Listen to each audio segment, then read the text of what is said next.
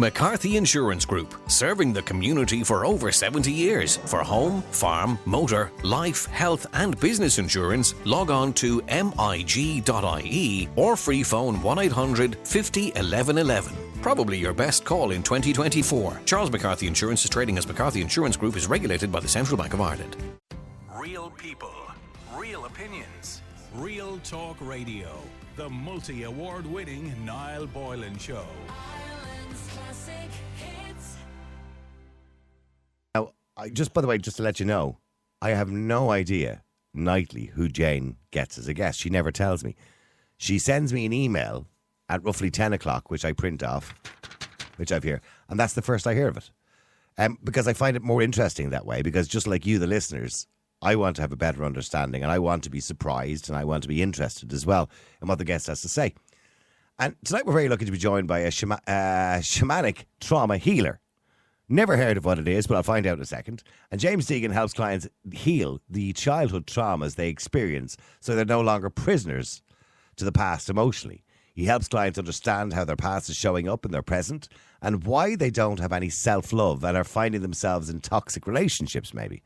James also has a workshop coming up later in August, which we will hear about very shortly. And I'm going to talk to James. James, good evening to you. How are you? I'm very well. How are you, my friend? Good. Now, firstly, you're going to have to tell me what a shamanic trauma healer is and where the word shamanic comes from. Well, shamanic is mostly associated with Native Americans. And I'm not a Native American man. I'm an Irish man. I was born in Ballyfermot, Dublin. And I only found out recently last year when I was working actually with a shamanic healer. I was working on the traumas that I experienced myself as a young kid. And this individual was a shamanic trauma healer. And when he was doing healings on me, he was able to identify that I also had the exact same abilities that he had. So when I'm working with clients, I'm able to, what's referred to as journey into the client's, what's referred to as an energy body and an astral body. And I have the abilities to basically remove the energy associated with the traumas that that particular client has experienced from childhood. And in a nutshell, do we all have that? Do all of us have? Do we all carry a little bit of baggage around with us? Absolutely, we definitely do. Mm. And where does it come from? Does it come from a bad relationship, bad parenting when we were kids? Does it come from an accident we might have had, or a death in the family, or where generally does that trauma come from? It comes from all of the above. So basically, there's the big T is what people must refer to as big traumas, and that would be like sexual abuse, experience as a kid, car crashes, a parent dying. Like they're big traumas. The most overlooked traumas is what's referred to as developmental traumas, and they're the traumas where a child is being raised in an environment where there's a lack of love, there's a lack of connection, and the reason there's a lack of connection from the parents is because the parents themselves are in trauma and they don't know how to emotionally connect with themselves, and they struggle to emotionally connect with their kids. But a lot of the time when parents are in trauma, what they actually end up doing is projecting all of their hurt and their pain onto their children. So the parents absolutely love their children, but at the same time, you can traumatize your children. And the reason being is because when we're in the womb for the 4, 6, 7 years of our lives, a child is developing in response to the environment it's being raised in. So can the unborn child be affected by the anxieties or the nervousness or the trauma that a mother, or depression that a mother is going through? Absolutely, and there's so many studies to prove this, that's where the development begins. It's in the womb. So if mom is stressed, if she's anxious, depressed, she doesn't have a lot of support, she has a lot of unresolved wounds herself, and a lot of that's presenting itself in her life and through the pregnancy, the baby will completely be impacted by all of her dysregulation. Okay, so use me as an example, right? Because that would be a fair thing to do. So I was born in a mother and baby home in St. Patrick's Home on the Navan Road. I'm sure you've seen the photographs of 3 dozen cots in a row and one nun feeding every baby. And I would have been there for kind of 14 months of my life. So those kind of formative times of your life where there's no bonding because there's no mother, does that have a traumatic effect? Would that have an effect on me? For example, I find, even though I'm 16, well, almost 16, I'm 59, 60 next month, I find, that there's a level of insecurity maybe that I have. I'm very insecure. I can be a little bit paranoid. I value so much my relationship with my wife. So, is that part of who I am? Does that kind of something that kind of I suppose identifies me throughout my life? Well, absolutely, and that will follow you for the rest of your life. And also, really, where that sort of trauma shows up is mostly in your interpersonal relationships, especially relationships with partners. But if you actually look at a 1-year-old who was in that sort of environment and mum and dad are not around and there's not a lot of connection, although it's a 1-year-old child, we have this thing called explicit memories. We also have implicit memories. Implicit memories are the memories that you can actually consciously recall. Most people can recall from the age of 4 or 5 upwards. Nobody can really call time in the womb or the first 3-4 years of life. But they're the explicit memories that we have, or sorry, the implicit memories. And the implicit memories is what really shows up in our emotional dynamics. So I could imagine someone like yourself, if you were a client coming to see me, the wounds that would be created as a result of being raised in the environment for 14 months would be a lot of abandonment, a lot of rejection, which would create a lifelong sentence of almost insecurities and feeling almost threatened by the possibility of connecting or gaining a connection in a relationship with somebody else. But the idea of possibly losing that connection, because a lot of people, when they have abandonment and rejection wounds, when they get some sort of connection through the relationship with another person, they almost want to cling on to that connection. That's how a lot of codependency and toxic relationships are created, because the person's codependent, dependent on that other person to meet their connection needs, because their connection needs were never met as children. That makes sense. Yeah, okay, the bonding. And because we talked about that when we were talking about the compensation that was given for the mother and baby homes, and the government psychologist didn't want to award or compensate those who were in the mother and baby homes less than 6 months because they didn't believe it had any traumatic effect. I think most psychologists would disagree with that. But I suppose then later in life, when you talk about the more serious ones, which are sexual or physical abuse, that can have a very dramatic effect on people, can't it, throughout their lives? Absolutely. But the most significant ones that actually have the most long-lasting ones, aside from sexual abuse, is the mental and emotional abuse. Like physical abuse, it's actually really interesting. When I talk to clients and I say, I actually don't say to them we ever physically abused, because most of them say no. I always say, we ever slapped as a child? Oh yeah, I've slapped around. I was hit with a wooden spoon, I was chased around with a belt. And it's like, that's physically abusing a child. When you do that to a child, but you always get the line, I got chased around with the wooden spoon or the slipper. But we always come out with lines like these kind of self-protection lines, like Asher didn't do me any harm. Absolutely, and this is the thing. What we're also doing is creating a coping mechanism and an adaptation to that environment. And at the same time, so here's what happens when children get to a certain age. When you're like 6-7 years of age, you actually have the conscious faculties developed to understand that what you did has resulted in pissing mum and dad off, and as a result of that, you're going to get slapped or hit with a spoon. But when children are, say, 3-4 years of age and they're being punished, or even at 2 years of age, they don't have the faculties developed yet in their brain to differentiate between what I just did is the result of how my mum and dad is treating me right now. Children don't have that developed, so they just basically believe that the world is about them, which it is because they're children, but they have no idea that their consequences equals the reaction of the parent. And here's what happens with children. If you punish children really young and they're physically abusing them, mentally and emotionally manipulating them, children have this idea that my parents are a source of love, but they're also a source of pain, and it creates this ambivalence with children and their parents. So this is why when children become adults, if they're raised in an environment where it's very insecure, they usually enter relationships that are very insecure, and they'll accept abuse because that's what they're so used to. Now, when I say abuse, people think of really harsh conditions, where it doesn't have to be all the time. Yeah, it might have felt abusive at the time. I mean, in hindsight, looking back, it might have been too bad, but at that time, because you were young, it felt abusive. But when you say that, you help release people, they'll be no longer prisoners of the past, how do you rid somebody? I mean, do we store it somewhere in our mind, in the back of our head, and only bring it out every now and again to deal with it? Or like, how do you, is it hypnosis or something like that? Swinging a watch in front of somebody? Or, I mean, do they lie on a sofa where you sit there with a notebook? I'm kind of picturing the scene here. I mean, how do you get that out of the person? Or can you bring up memories that they might not even remember they had? Yeah, I can access some of those things. So how it would look is, firstly, before I go into the session, how trauma shows up in most people's lives is triggers. So when people is triggered by a situation, it's never really about the situation. What's actually really happened is that something from the past has basically awoken within the person. So when people are experiencing like extreme anger and rage in the present, and it could be basically somebody possibly skipping them in a queue or saying something to them or just looking at them, and what happens is that provokes this reaction out of this person. Basically what it's doing is it's triggering something from their childhood experiences that they would have experienced from the environment that they were raised in. But how I release that and actually remove it from the person completely is, so a client comes in to see me, I'm talking to them about the specific experiences that they've already told me about. So just say someone comes to see me and I'm working on childhood bullying that they experience. The first time is usually a child gets bullied is possibly in the environment that they're being raised in. Sometimes it can be from the parents, it can be from the siblings, it can be from the society that they're being raised in, school, workplace, so forth. So in that situation, what I'll have the person do is recall a certain amount that I was experiencing. So I'll ask them specific questions. What sort of bullying was it? Was it verbal? Was it mental, emotional? Was it physical? And what the person will do is they will start answering these questions. And when the person's answering these questions, what they're doing is they're actually recalling the energy because they're going into the experience. And when they do that, they're actually allowing themselves to be vulnerable in the space that I've created for them. And once I'm satisfied with the amount of questions that I've asked and the answers that I've received, then the person lays down in the bed that I actually do have there. And what I essentially do is put my hands on two different parts of their head, their shoulders, and two different parts of their feet. But when I put my hands on their head, I'm actually able to journey into the psyche of the person and into the physical body and into the energy and astral bodies. I know this sounds nuts, but that's the abilities that I have. Okay, see, now you lost me there. Everything else, I'm with you.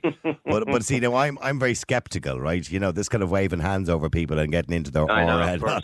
To me, it sounds like a bit as, and I'm not having a go at you. I'm just saying, pseudoscience. So, I mean, is there any evidence of what you're doing that, that it actually does work? I mean, obviously talking to people and talk therapy is wonderful, and it's a very positive thing. And, and once you're qualified to bring those memories out in somebody, because, of course, if people are not qualified, be very careful how you do that because you can make things worse. So, but you're qualified to do that. But in relation to the waving of the hands and putting your hands on people and trying to getting out, getting into their energy or whatever it is, and I don't know, James, if I'm convinced that there's science behind that. Is there science behind that? I'm actually not sure if there's science behind it, but what I do know is I can base my results off the clients that I have. Like, some of my clients are actually talk therapists that come to see me, and one thing that we do know is that talking about trauma doesn't heal trauma. It basically helps the person understand why they're behaving and thinking in the present as a result of what they experienced in the past. But basically, trauma is an energy that does get stored in the physical body. So there is absolutely scientific evidence that shows that when a person goes through trauma, these things called peptides get stored in their organs. But there's also, there is the scientific evidence to prove there's an energy body and there's an astral body. All of that is there. But in regards to the work that I do, the clients that I work with, so basically, can I go into a quick an example of? Yeah, go ahead. So here's a great example. So I had a client, she's finished with me now, and she was with me from start to finish, and her whole life has completely changed. And on Google, you can just Google roots healing trauma. You'll be able to see the reviews from the people who've attended the workshop and clients that have finished with me and so forth. In regards to this person's experience, and this happens for all my clients, she was in a relationship a long time ago, and this relationship was extremely abusive. It was actually one of the most horrific relationships I ever heard of. And it was physically or emotionally or both? Everything. Okay. Like really, really bad physical abuse. And she was in this relationship for a couple of years. And 10, 15 years had passed. She'd moved on with her life, married. And this particular individual that she was in a relationship with lived in the same town. The only time she would see this individual, her whole central nervous system would literally go through a frenzy. She would emotionally shut down. If she didn't shut down, she'd have panic attacks. And she would literally just not be able to do anything. So she was going through a trauma response every time she'd seen this individual. And even though this relationship had ended such a long time ago, this individual was still basically would still say things, would make smart remarks if you've seen her on the streets, and just was still bullying her, even though the relationship ended such a long time ago. So when she came to me, I knew that's what was one of the sessions that we were going to be working on. So the day we was in that session, I worked on it. I could see all the energy being pulled out of her, completely removed. And I was wondering when she was going to bump into him again and what would happen to her as a result of seeing him, even though I was going to heal him on this. Yeah. And one day she was in her hometown. She walked into a specific location and she was ordering something, and she looked to her right, and that individual was standing there looking at her right next to her, and nothing happened. Like, she had absolutely no emotional response. Right. There was no trigger. So basically, when I'm removing the energy through the pseudoscience of going in there and doing what I'm doing, I'm completely resolving the situation and the issue. So that person then can have a memory of the experience, but they'll have no emotion attached to it, means there's no trigger anymore. And that means they're free from those experiences. Where talk therapy and stuff can't really offer that because they're only talking about the experiences. That's why I'm so grateful that when therapists actually come to see me or healing, it's showing the power of it. Yeah. Well, as I said, I am a skeptical person by nature, but what you're saying to me seems to make a huge amount of sense to some degree. Mm-hmm. And you talk about the peptides there. I know that, with every anxiety or with every nervousness, there's a chemical reaction within your body. Of course there is. it's not just a mental reaction, it's a chemical reaction as well, because we do produce all sorts of chemicals which can remain in your body, and obviously the waste of that remains in your body too. So I do understand it. And does it work for everybody? Or does it only work for some? I suppose, is it like everything else? Do you have to want it to work? You do. That's a really good question. You do have to want it to work. So here's a great example. Say you're in a relationship with a partner and you're not being the best partner in the relationship, but you want to save the relationship and you love your partner, but at the same time you have a lot of trauma and you're very abusive and destructive in the relationship. And she says, look, she gives you an ultimatum, like, look, if you go to therapy, like, this relationship has a chance. And you'll say, right, I'll go to therapy because I want to keep the relationship. So you come to see me, but you're not there for yourself. Your heart's not in it. You just don't. You're actually, if a person's not there for themselves in any sort of therapy, you have an ulterior motive. Yeah, okay. Yeah, it's never gonna work because they're not there for themselves. They're there because there's an agenda behind their action. But every single client that's ever came to me are there for themselves, and it's always worked. I've never had a client where it's never been successful. Why are so many people, by the way, at this moment in time, so anxious? I'm seeing anxiety is becoming a huge problem in society. Everybody I speak to are telling me that they're suffering anxiety, you know, the pains in the arms, the chest and all that kind of stuff, and suffering from anxiety. Why suddenly do we have this kind of epidemic of anxiety? I'm not sure if it's a sudden thing. I think more so as a collective, more people are actually expressing how they're feeling rather than shying away from it. So I believe as a collective, more people are basically expressing what they're feeling, what's going on for them. Where back in the day, no one spoke about those things. Like going to see a therapist talking about how you felt, expressing feelings, was something that most people didn't do because most people were raised in societies where you just didn't do those things. People used to cry behind closed doors. And now most people are expressing it. But aside from like what people went through in regards to lockdowns, obviously that really exaggerated what was really going on for people and really highlighted a lot of people's insecurities and a lot of people's traumas. But so you obviously have our societal reasons, but most people, the anxiety they're really experiencing is the result of unresolved childhood trauma. Because unresolved childhood trauma is actually an energy that will basically pop its head up every once in a blue moon, but every now and again, and it's an anxiety that can that can overtake people. So here's a great example. People come to see me and just say, like, I was just walking in town the other day and there was absolutely nothing happening, nothing to give reason for how I felt. I just felt a wave of anxiety come over me. But the anxiety is within them, and basically it doesn't need anything outside of itself to provoke it from basically waking up. It's just there. And when people experience anxiety, it's basically the body is communicating to the mind that, like, you need to pay attention. Anytime you feel tension in your body, it basically wants attention from the self. What a lot of people do is they will escape from it. They don't want to feel it. And one of the best things we can actually do is to surrender to what we're feeling, go within, see where it's coming from, and it'll bring us closer to the truth rather than wanting on the experience and wanting to escape. Yeah, the answer is just not popping pills all the time, by the way. Sure, it's not, obviously. I mean, no. Of course not. Absolutely not. Unfortunately, that's what happens when you go to a lot of GPs, of course. You know, there's a few pills here, you'll be grand. Don't get me wrong, for some people that works well, for others it doesn't. In relation to, you know, I know you're there to help people, and there are probably other people like you as well, you know, around the world and around the country that do this kind of thing. Is there a way that you can self-heal? If people can't get the time, or they don't know anyone to go to, or they're not aware of people like yourself, can they self-heal? I mean, can you look in the mirror and start talking to yourself, or can you sit down and start, you know, I suppose being honest with yourself about, you know, how you feel about your life, etc., and get it out? I mean, is there a way of self-healing? That's a really good question. And I believe there's no one answer for it. The reason being is because, well, here's my own experience. I tried to self-heal. I've done a lot of, I experienced horrific childhood trauma as a child. Grew up in a lot of addictions, heroin abuse in the home, alcohol, like just horrific traumas. And when I hit about 30 years of age, then I started meditating. I started journaling. I started doing breath work.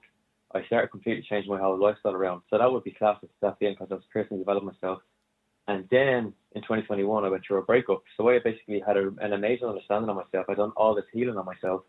And then when my partner didn't want me no more, what that actually done was actually ignited all the abandonment and rejection experience from my parents. So that's how my past showed up in my present emotionally. So I was completely hijacked by my body. I literally just could not stop crying. And there was nothing I could do to get myself out of that. There was no healing I could do myself. So that's what led me to see the healer that I went through. Now this doesn't go for everybody. There are people out there who do not need what I have to offer. They can go to talk therapy and that can be enough for them. There are people who will need to experience what I have to offer to experience healing. There are people who can work on themselves and that may be enough. So it's really down to the unique individual. So that's why I'm saying you can't really put an answer on it as a collective for everybody. Yeah, but some people can. Yeah, but okay, it's the point you're making, and some people talk therapy will work, and others may have to go a little bit further to people like yourself. And is it always? Does it always have to be face to face, or can people kind of do it through Zoom or? Yeah, I see clients. I see clients in different countries through Zoom, and it's just as effective as it is in person. Yeah. You know? And is there any lost causes? Would I be a lost cause? Is there any lost causes?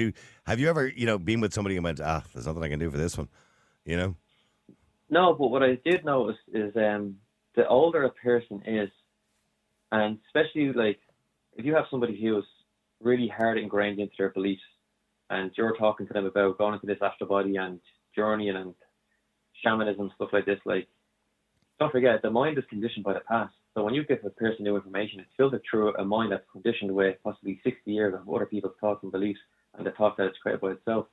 And when you tell people this information, it just comes with error. So there was one guy that came to see me. He was from the country, and I remember I remember looking at him when I was sharing with him, and I remember him just looking at me thinking, this fella must be nuts, like what he was saying. Now, he kept coming back, which I was I was so interested in.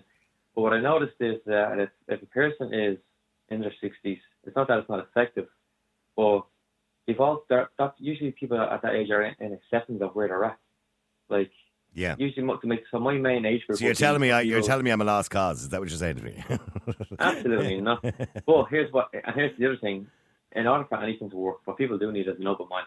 If you come into any modality and you're completely shut off, you're not open to it, then obviously you're there for the wrong reasons, where you have to be open to suggestions. And I can understand the thought process you would have around it. Like, there is a lot of pseudoscience out there that you wipe your hands, the whole Freudian thing where you lay down and put a watch out, and all of that stuff is really outdated. I seen this fella once. He was curing some woman of, I don't know, he was telling her he was curing her of cancer, I don't know, and he was waving his hands. He didn't actually touch her. He put his hands and waving them all around her and all. I don't know what it's called. Anyway, I said to myself, that's nonsense. Like, that couldn't be real. There's no evidence that actually works whatsoever. And I'm always kind of a little bit skeptical. I'm not suggesting for 1 minute, James, that you don't believe what you do works. And I'm not suggesting that you don't have evidence. And I'm sure you're very happy customers and clients who have been to you, and I can see the logic behind what you're doing. Because obviously you're doing a cross between the talk therapy and, the science aspect of it as well. So I can see both. But look, I know Jane, my producer, by the way, has a huge interest in this, and this is probably why she has you on tonight. She says, I'd love to go and see him, she said. But she's a huge interest. But you do have a workshop coming up, don't you? Jane, you can go to his workshop. There you go. Yeah, you have a workshop coming up, haven't you? I do. But before I go into the workshop, this came in for me to share this real quick. I won't spend too much time on it. So what makes my work really interesting is that when I put my hands on people's heads, I journey. So I basically start seeing visions and stuff like that. And I have clients who see what I see, and they usually tell me what they see, and then I'm like, well, I also seen that. And sometimes I don't confirm that with them, but I'm like, that's really interesting. How could they see what I'm seeing? And when you say you can see what they see, like... Yeah, I go into a trance and sort of. I know. Can you actually say? So let's say they were abused by an abusive husband, right? Can you physically see? Because in their head, I'm sure they see that person's face all of the time when they think of abuse. So can you see that person's face? Sometimes when the person's just talking to me, I'm able to tune into a situation that they experienced when they were kids. Because I know our minds are amazing, and you've a great mind too, James. I can tell by talking to you. But our minds are amazing. And I always say this about radio when we talk about radio as a whole. Radio is the most unbelievable medium we have because it's so much better than television. And I'm not just saying that because I've skin in the game. It's because your mind can make up, it can paint pictures with millions of images. Television can only give you a few thousand images. But radio can give you millions of images in your mind. And everybody has a different image. So if I described a picture on the air, for example, everybody fills in the gaps in their own mind and they make their own picture, and everybody has a different one. So, and I'm assuming you're the same. So when somebody's talking to you, you can paint a picture in your own mind, or when you're putting your hand on their head or whatever it is, and you go into your zone. I'm assuming that's what you're doing. You're painting that picture in your mind of what they went through. Not entirely so. I know exactly what you're saying. That would basically be me having a predetermined idea because they've given me information. Obviously, we think a picture, so I've got this amazing idea of what the experience was. There's actually times where when I'm doing a healing on somebody, I can be shown things that they haven't told me about. Wow. And I will basically talk to them about it, and they'll be like, "Oh my God, I completely blocked that out." Or sometimes when I have my hands on their head, they'll basically they'll have access to memories that they've completely blocked out as well. But in regards to us seeing the same thing, it's actually I'm not seeing anything from their past. So sometimes when I'm doing a healing on somebody, they could be they could be walking through a forest, and because they're in this deep trance and they're met by a body of water, and there's all these birds and all this energy going on, and like this is what they're seeing, and I'm seeing the exact same thing. So they go up off the bed and say, "You wouldn't believe what I've seen. I was in this forest, seen a big body of water, all these birds were there, there's all these elephants," and I'm like, "Oh yeah, I've seen it. I've seen the exact same thing as well." Right. That's bizarre. It's weird, isn't it? It's strange. It's what makes it very interesting for me. Yeah, I'd say it is very interesting. You've seen some sites. I'd say it does make it very interesting. But look, tell us about the workshop. When's it on? It's on August 19th. It's on in Lucan, and it's from 10 a.m. to 4 p.m. and that's a trauma workshop. It's the first workshop I'm actually doing in Dublin. I've been doing them all around the country so far. So I'm really excited to be bringing it. And where is it on? Whereabouts? It's in the Heartwing Centre in Lucan. I'd have to possibly pull up the actual full address. Would you want me to pull up the full address? It's the Heartwing Centre. Okay, I think people will find it. The Heartwing Centre. And it's on the 19th of August this year, obviously. So it's only a few weeks away. And it's at 10 o'clock in the morning, and it runs till 3 to 4 o'clock, or 3, it's till 3 or 4 o'clock. Is that? Yeah, that's correct. Okay. From 10 o'clock in the morning. And if people want to go along, do they have to get a ticket beforehand, or can they do that at the time, or how does that work? So at the minute, there's only a couple of spaces left, and if people are interested, they can contact me on social media. My website is almost finished. That will be rootshealingtrauma.ie, but the social media page is Roots Healing Trauma. The email address I also have is rootsdtt@gmail.com. Again, I think there's only 3-4 spaces left at the minute. So if people are interested, they're more than welcome to reach out to me. If you need more information, I'm happy to share with them. And then I can send them on a link to pay before they arrive. Okay. Well, Root Healing. Real people, real opinions, real talk radio.